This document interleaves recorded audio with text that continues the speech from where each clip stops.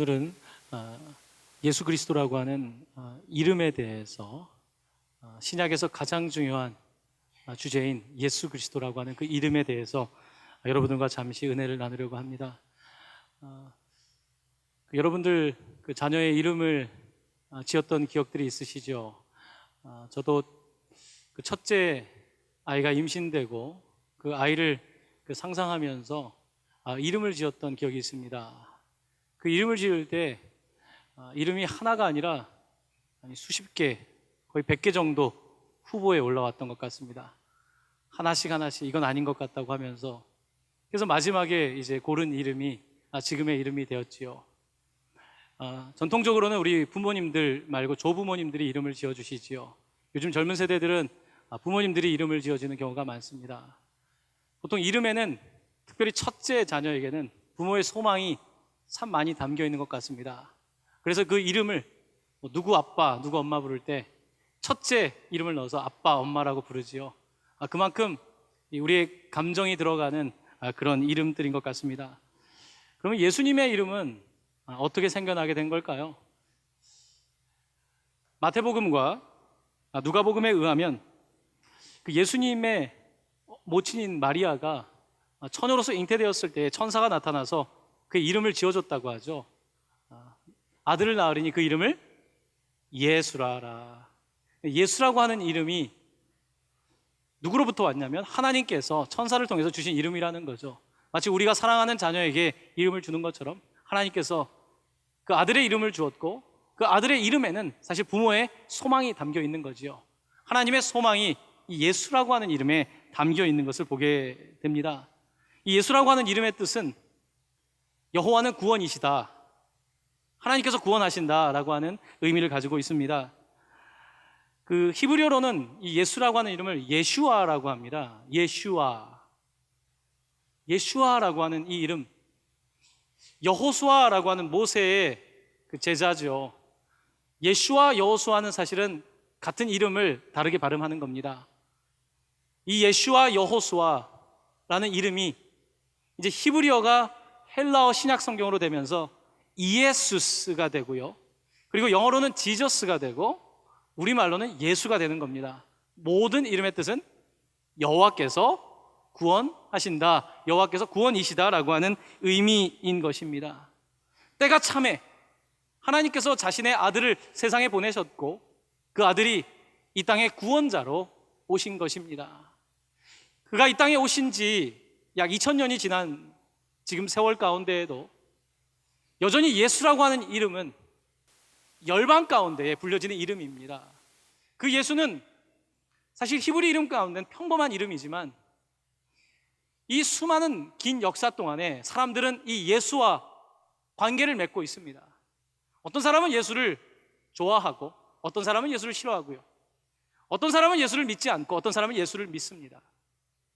이렇던 저렇던 사람들은 예수와 관계를 맺으며 살아가고 있고, 어쩌면 우리 시대와는 너무나 동떨어져 있고 우리가 사는 곳과는 너무나 먼 곳에 있는 이 예수라고 하는 한 인물에 대해서 여전히 우리는 그를 생각하고 그가 내 삶에 어떤 의미를 갖고 있는지 늘 물으면서 살아가고 있는 것입니다. 특별히 이 자리에 계신 분들은 그 예수라고 하는 이름으로부터 분리할 수 없는 사람들이기에 이 자리에 있는 것일 것입니다. 특별히 신약 성경은 결국은 예수 그리스도에 관한, 복음에 관한 이야기를 담고 있는데요, 지난주에 말씀드렸던 것처럼 예수님은 신약, 새로운 약속의 어떤 절대적인 언약의 관계를 위해서 오신 것입니다. 구약은 법조문, 돌판에 새겨진 법조문을 따라가는가, 율법을 따라가는가에 따라서 하나님의 백성이 되는 언약의 백성의 조건이 된다고 한다면, 신약에 와서는 이 말씀이 돌판에 새겨진 것이 아니라 말씀이 육신이 되어서, 말씀이 인격이 되어서, 말씀이 살과 피를 가지고 우리 가운데 오셨는데, 그를 믿을 때에 단지 우리가 법조문을 따라가는 것이 아니라 그가 우리의 인격에 영향을 주고 우리를 구원하시고 우리가 거듭나게 하신다는 예수 그리스도라고 하는 그 능력에 대해서 믿어야 된다라고 신약 성경은 우리에게 증언하고 있는 것을 보게 됩니다. 예수님 자신도 구약 성경과 자신의 관계에 대해서 사실은 그렇게 생각을 하셨습니다. 마태복음 5장 17절에 예수님께서는 자신의 삶의 목적에 대해서 이렇게 말씀을 하신 적이 있습니다. 우리 한 목소리로 함께 봉독하겠습니다. 내가 율법이나 선지자를 폐하러 온 줄로 생각하지 말라. 폐하러 온 것이 아니요 완전하게 하려 함이라. 내가 온 것은 율법이나 선지자를, 구약의 전통을 폐하러 온 것이 아니라 내가 완성하기로 왔다. 내가 마침표가 되기 위해서 왔다. 구약이 말하고 있는 그 약속된 메시아로 이 땅에 오셔서 내가 마침표가 된다. 누구든지 나를 믿는 사람은 구원을 받는, 이와 같은 자신의 역할에 대해서 예수님 자신도 분명하게 말씀해 주신 것을 보게 됩니다. 결국은 신약 성경은 우리가 예수를 믿을 때에, 예수를 그리스도로 내 삶의 주인으로 모실 때에 법조문에 있는 율법을 지키는 것이 아니라 그분을 믿는 그분의 공로를 통해서 우리가 하나님의 백성이 되고 하나님께서 우리의 하나님이 되신다는 약속을 계속해서 주고 계신 것입니다. 예수님께서 이와 같은 목적으로 세상에 오셨는데 당시 유대인들은 예수에 대해서 다양한 의견들을 가지고 있었습니다. 특별히 유대의 권력층들은, 종교 지도자나 정치 지도자들은 예수에 대해서 곱지 않은 시선을 보냈던 것이 사실입니다. 왜냐하면 그가 끊임없이 자신은 특별한 사람인 것처럼, 혹은 하나님의 아들인 것처럼 그의 모습 가운데 드러나는 그 소문들이 그들을 불편하게 했던 것이 사실입니다. 특별히 유대인들은 이 예수에 대해서 불편했던 이유가 그가 안식일을 제대로 지키지도 않으면서 자신이 율법의 완성이라고 말할 때에 그들은 이해를 할 수 없었던 것입니다.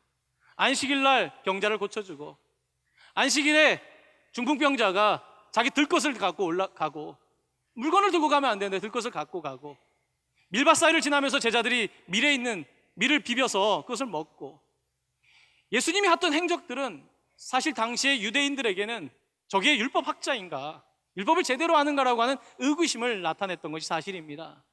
특별히 그가 메시아라고 말하는 사람들이 있을 때에 유대 지도자들은 이해할 수 없었습니다. 그 이유는 그들이 기다렸던 메시아는 다윗과 같은 왕입니다.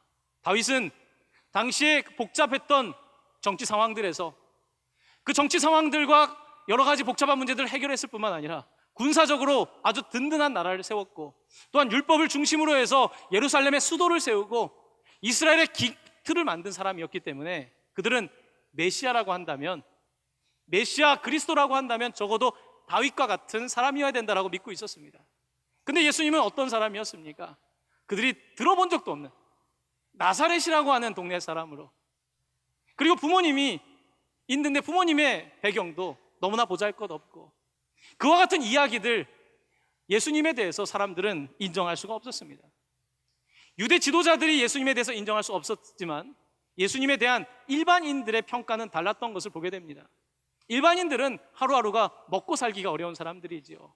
질병과 싸우는 사람들이고 삶의 고난을 가지고 있는 그들에게 예수님이라고 하는 존재는 특별한 분이었습니다. 그들의 질병을 고쳐주고 그들을 위해서 함께 울어주고 세금 걷는 사람들과 죄인들과 함께 식탁을 나누는 그의 모습 가운데에서 그는 사람들에게 메시아는 저런 분이 아닐까라고 하는 일반인들에게 인기를 얻기 시작했던 것을 보게 됩니다. 예수님 당시에도 예수님에 대한 평가는 상당히 엇갈렸던 것을 보게 됩니다. 오늘날 예수에 대한 평가도 상당히 엇갈립니다.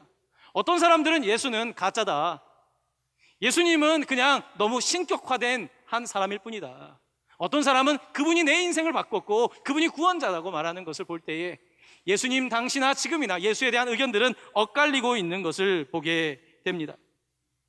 그럼에도 불구하고 예수님의 이름은 상당히 빨리 급속도로 소문을 타기 시작했습니다. 사람들에게 예수라고 하는 이름은 능력의 이름이 되기 시작했고, 어떤 사람들은 예수의 이름만으로도 병을 고칠 만큼 예수의 이름에 권세를 갖게 되었던 것이 사실입니다. 이렇게 예수님의 이름의 명성이 높아지기 시작할 때에, 또한 유대 지도자들에게는 예수가 위협적인 존재로 보이기 시작할 때에 예수님께서 제자들을 데리고 어떠한 한 지역으로 가게 되셨습니다. 오늘 말씀에 의하면 그가 제자들을 데리고 갔던 곳이 빌립보 가이사랴라고 하는 곳입니다.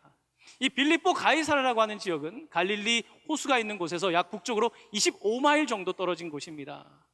이곳은 전통적으로 굉장히 그 헐몬산이라고 하죠. 헤르몬산, 요단강의 물줄기가 되는 그쪽의 산에서 남서쪽에 위치했기 때문에 상당히 비옥한 땅을 가지고 있었고 인구 밀도가 있는 그런 지역이었습니다. 또한 항구 도시로서 지중해 연안에 있었기 때문에 상당히 부와 명성을 가지고 있었던 도시였습니다. 이렇게 좋은 지정학적 위치 때문에 거기에는 사람들이 많이 몰려 살았을 뿐만 아니라 이방 신을 믿는 사람들이 참 많았습니다. 구약 성경에 이 빌립보 가이사랴라고 하는 이름은 여호수아에는 바알 갓이라고 하는 이름으로 등장하고요, 역대상에는 바알 헤르몬이라고 하는 이름으로 등장합니다. 바알 갓, 바알 헤르몬. 이 도시의 이름에 바알이라고 하는 이름이 들어가 있다는 것입니다. 이 지역은 전통적으로 바알을 믿는, 바알의 사원이 많았던 지역이었던 것을 보게 됩니다. 그리고 나서 헬라 문화가 들어가게 되고 로마가 정권을 잡게 되고 로마와 헬라 문화가 그 땅을 지배하기 시작했고 경제적으로 부강한 도시가 되었던 곳입니다. 근데 예수님께서는 제자들을 일부러 그곳에 데리고 가셨습니다. 그 이유가 무엇이었겠습니까? 첫 번째로는 갈릴리에는 예수님을 아는 사람들이 너무 많았습니다. 근데 이 빌립보 가이사랴는 유대인들이 별로 살지 않는 지역이었거든요. 이주민들이 많이 사는 그 지역에 가서는 사람들이 별로 못 알아보니까 편하게 제자들에게 중요한 이야기를 할 수 있었습니다. 우리 동네에서 하기 힘든 이야기 옆에 동네 가서 하는 것처럼 25마일 떨어진 이 빌립보 가이사랴에서 예수님께서는 제자들에게 아주 중요한 말씀을 해주시기를 원하셨던 것입니다. 이것이 첫 번째 이유이고요, 두 번째 이유는 이 빌립보 가이사랴라고 하는 이 도시가 갖고 있는 의미 때문에 그렇습니다. 빌립보 가이사랴, 이 빌립이라고 하는 이름은 예수님이 태어날 때 헤롯 대왕이 있었거든요. 헤롯 왕이라고 하는 그의 아들인 빌립이라고 하는 사람이 그 지역을 다스리고 있었습니다. 그의 아들들이 지역을 나누어서 다스리고 있는데 빌립이 다스리고 있던 이 지역에 이 빌립이라고 하는 그 지역의 분봉왕, 지역의 왕이 가이사 로마의 황제에게 그 도시를 일종의 명예로 드린 것입니다. 그래서 그 도시의 이름을 빌립보 가이사랴, 빌립과 가이사의 이름이 함께 들어간 것입니다. 이곳은 두 명의 왕의 이름이 들어가 있는 도시이며 예수님께서는 의도적으로 이곳에 오셔서 제자들에게 어떠한 말씀을 주기를 원하셨던 것이라고 우리는 예측해 볼 수 있는 것입니다. 자, 예수님께서는 이곳에서 어떤 말씀을 사람들이 없는 조용한 곳에서 하고 싶으셨던 것일까요? 예수님께서 하고 싶으셨던 말씀은 내가 누구인가? 정체성, 아이덴티티에 관한 부분이었습니다. 내가 누구인가에 대해서 제자들은 이제 몇 년 동안 따라다녔는데 그들이 내가 누구인지를 정확하게 알고 있는지 한 단계 더 심화 과정으로 나아가기 위해서 그곳에 나아가서 제자들을 가르치셨던 것입니다. 예수님께서 정체성에 관해서 말씀하시면서 먼저 제자들에게 이렇게 묻습니다. 사람들이 나를 누구라고 하느냐? 사람들이 나에 대해서 뭐라고 하느냐? 이거는 내가 인기가 많으냐 이렇게 물어본 게 아닙니다. 사람들은 지금 예수라고 하는 신드롬이 이제 나타난 거죠. 예수의 무브먼트, 지저스 무브먼트가 이제 곳곳에서 일어나고 있는데 사람들은 나를 누구라 하느냐? 이거 거품 아닌가? 사람들이 날 따라 쫓아오는데 거품 현상처럼 이렇게 좋아하는데 사람들은 과연 날 누구라 하느냐? 그때 제자들은 어떤 사람들은 세례 요한이라고도 하고 엘리야라고도 하고 그냥 선지자 중에 한 명이라고 말을 합니다. 참 보통 사람들이 가졌고 있던 대답이었습니다. 당시에 세례 요한은 참 유명한 사람이었는데 세례 요한이라고 말할 정도면, 엘리야라고 말할 정도면 상당히 예수님의 지위가 높아져 있음을 볼 수 있는 대목입니다. 자, 그때 예수님께서는 가장 중요한 질문을 제자들에게 던지십니다. 사람들이 나를 누구라 하느냐에서 너희는 나를 누구라 하느냐? 너희는 나를 누구라 하느냐? 3인칭에서 2인칭으로 대명사를 바꾸면서 사람들은 나에 대해서 선지자라고도 하고 하는데 너희는 몇 년 동안 나와 함께 지내보니까 너희들이 보기에는 내가 누구냐라고 묻고 계시는 것입니다. 그때 베드로가 유명한 고백을 합니다. 당신은 그리스도입니다. 마가복음에는 그리스도입니다라고 되어 있고 마태복음에는 당신은 그리스도시요 살아계신 하나님의 아들이십니다. 마태는 조금 더 나아가서 그 고백을 담고 있는 것을 보게 됩니다. 어쨌든 이 고백의 핵심은 그리스도라고 하는 단어입니다. 이 그리스도라고 하는 이 단어는 크라이스트라고 하는, 영어로는 크라이스트고 헬라어로는 크리스토스가 됩니다. 그런데 이 말의 시작이 되는 히브리어는 메시아가 되는 겁니다. 그러니까 메시아가 그리스도가 되는 것입니다. 자, 그럼 메시아 그리스도는 어떤 의미이겠습니까? 메시아 그리스도는 기름 부음을 받았다, The anointed라고 하는 말, 기름 부음을 받았다는 의미입니다. 이 기름 부음을 받는다는 의미는 특별히 구약 성경에서는 왕에게 사용하는 표현입니다. 사무엘이 사울과 다윗에게 기름을 가져가서 기름을 붓는 장면이 나오죠. 이것은 왕에게 기름을 붓는 것, 특별히 기름이라고 하는 것은 성령을 뜻하는 말이죠. 그래서 우리가 기도할 때도 성령의 기름을 부어달라고 할 때에 이것은 하나님의 영이 왕에게 임해달라는 그와 같은 표시인 것입니다. 지금 베드로는 예수를 향해서 당신은 왕이십니다, 당신은 왕, 주인이십니다 라고 고백하고 있는 것입니다. 이 지역이 어디라고요? 빌립보 가이사랴. 빌립이라는 왕과 가이사라고 하는 왕이 통치하고 있는 가장 세속적인 바알 신앙 위에 세워진 그 도시 가운데에서 예수님께서는 너희는 나를 누구라 하느냐? 베드로는 당신은 그리스도 기름 부으심을 받은 자 나의 왕이십니다 라고 고백하는 것입니다. 놀라운 고백이지요. 이 놀라운 고백이 예수님 듣기에는 이제 됐다, 이제 몇 년 동안 지내면서 내가 누구인지 이들이 알겠구나 라고 예수님도 생각하셨을 것입니다. 그런데 그 깨달음은 쉽게 얻을 수 있는 게 아닙니다. 우리가 신앙생활을 한다고 해서요, 예수를 알지만 그를 그리스도로 영접하는 건 상당히 별개의 문제입니다. 교회를 다니는 것과 교인이 되는 것과 성도가 되는 것은 사실 다른 겁니다. 지금 예수님을 따라가면서 이 베드로는 당신은 그리스도입니다, 왕이십니다 라고 고백했습니다. 자, 마태복음은 이 사건에 대해서 이렇게 기록하고 있습니다. 예수님께서 베드로의 이 고백을 축복하셨는데요, 마태복음 16장 17절 말씀 화면을 보면서 한 목소리로 봉독하겠습니다. 바요나 시몬아, 내가 복이 있도다. 이를 내게 알게 한 이는 혈육이 아니요 하늘에 계신 내 아버지시니라. 예수님을 그리스도로 왕으로 고백할 수 있는 것은 혈육으로 할 수 있는 거 아니다. 이것은 아버지께서 하신 것이다, 성령으로 말미암아 되는 것이다 라고 그를 축복하시면서 또 그에게 이렇게 말씀하십니다. 화면을 보면서 계속해서 봉독합니다. 또 내가 내게 이르노니 너는 베드로라. 내가 이 반석 위에 내 교회를 세우리니 음부의 권세가 이기지 못하리라. 예수를 선지자로 알고 있는 사람들로 교회를 시작할 수 없다는 겁니다. 예수를 세례 요한으로 생각하는 사람들과 교회를 시작할 수 없다는 겁니다. 교회란 예수를 그리스도라고 고백하는 사람들이 시작할 수 있는 공동체라는 것을 그는 말씀하고 있는 것입니다. 그러면서 이 공동체를 축복하시며 이 공동체가 이루어질 것을 말씀하고 계신 것입니다. 여기까지는 우리가 예수 그리스도에 관해서 조금 알고 있는 내용입니다. 자, 그런데 그 다음에 마가복음은 상당히 흥미로운 이야기를 또 하나 전개하고 있습니다. 자, 이렇게 예수님을 그리스도라고 고백했는데 그때 예수님께서 그때부터 하셨던 일이 있습니다.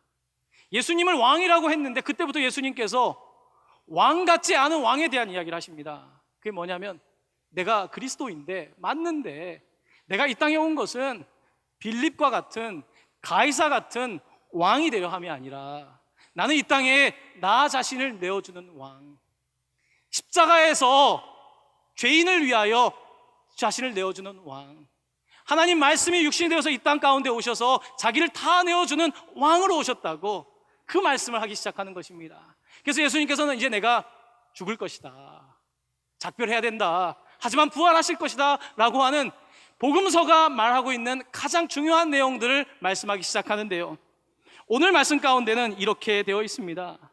비로소 그들에게 가르치셨더라. 비로소라고 하는 단어가 있고요, 마태복음에서는 이때로부터라고 하는 단어가 등장합니다. 16장에 보면 이때로부터, 중요한 접속사입니다.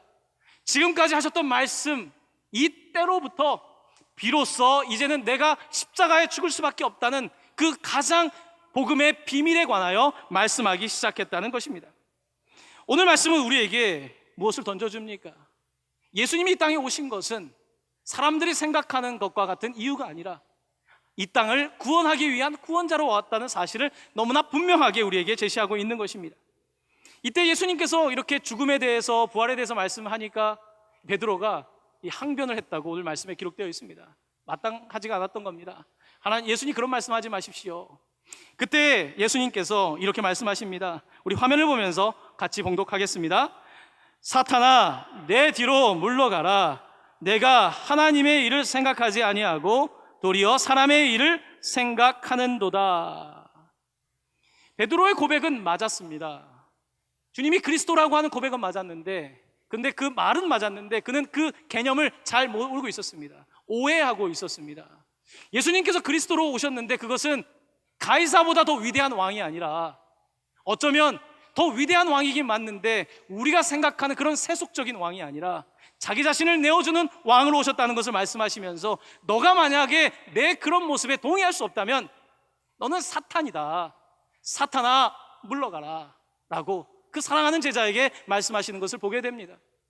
예수를 믿는다는 것, 예수를 따른다고 하는 것은 상당히 쉽지 않은 것이라고 하는 것을 우리는 복음서를 통해서 깨닫습니다. 예수님을 따라다닐 때는 선지자라고 생각했는데, 그래도 예수님을 좀 따라다니면서 몇 년 동안 이제 그리스도라고 말했는데 여전히 오해하고 있는 베드로에게 사탄아라고 말씀하시면서, 예수님께서는 너가 만약에 내가 그리스도인 것을 믿는다고 한다면 너도 나처럼 너의 십자가를 지고 나를 따라라, 너를 부인하고 따라라. 제자도에 대해서 한 단계 한 단계 더 깊숙하게 말씀하고 있는 예수님의 모습을 바라보게 됩니다.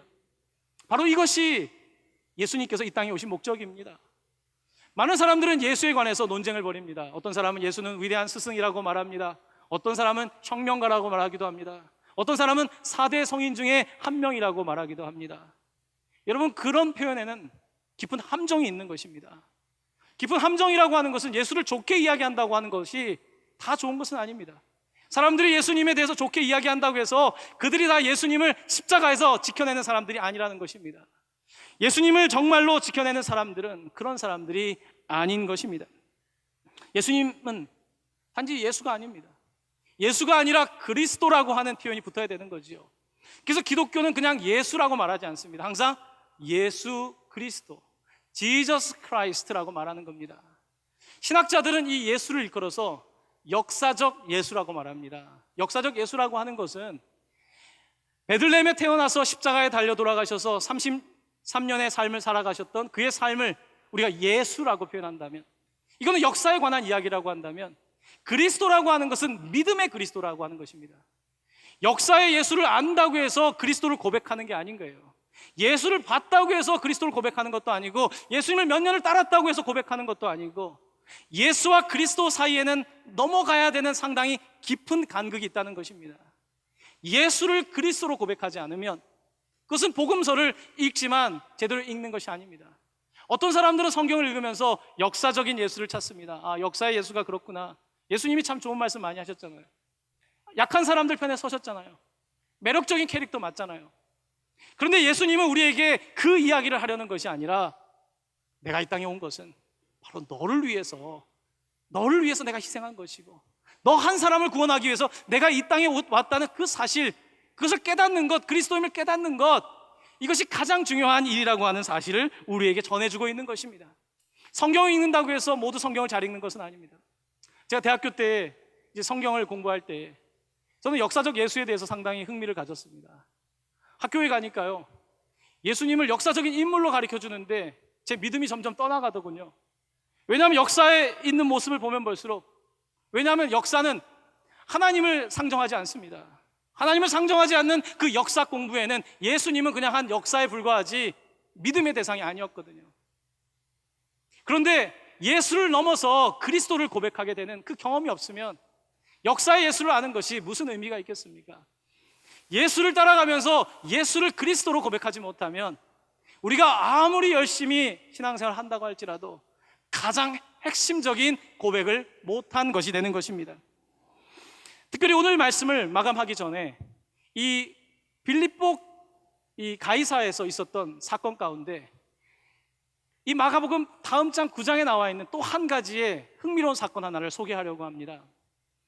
마가는 이 글을 쓰면서 예수님이 주님이라고 하는, 그리스도라고 하는 사실을 말하면서 여전히 믿지 못하는 사람들이 많은 거예요.